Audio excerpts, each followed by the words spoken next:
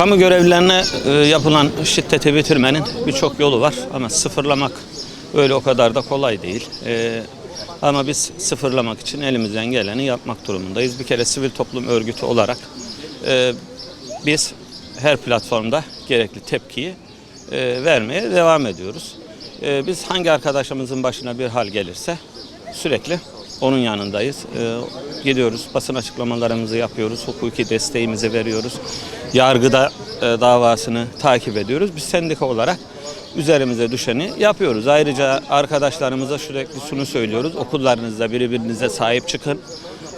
Yani herhangi bir şiddet eylemi olduğunda hep birlikte kendinizi savunun.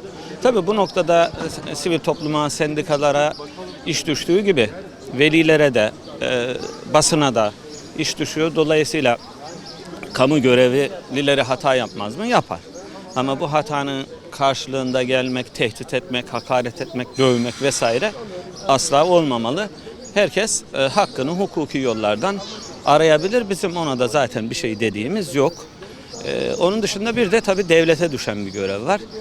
Devlet de kamu görevlisi bir şiddete uğradığında kaya gibi onun yanında durması lazım. İşte Sayın Bakanımız genel başkanlarla en son görüşmesinde öğretmenlik meslek kanununda bu konuya yer verileceğini, dolayısıyla işte kamu görevlilerine, öğretmenlere yapılan şiddetin cezasının %50 artırımlı olacağını, erteleme olmayacağını ve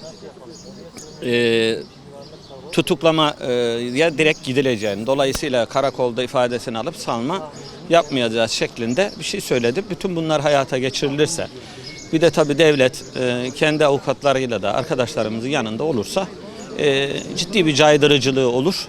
İş belli bir hale yola girer diye düşünüyoruz. Biz de bugün zaten bütün bunları elde etmek, arkadaşlarımızla ilgili artık mesleğimizle ilgili daha doğrusu bir şiddet yasasının çıkarılması için buradayız. Bunun için mücadeleye devam edeceğiz.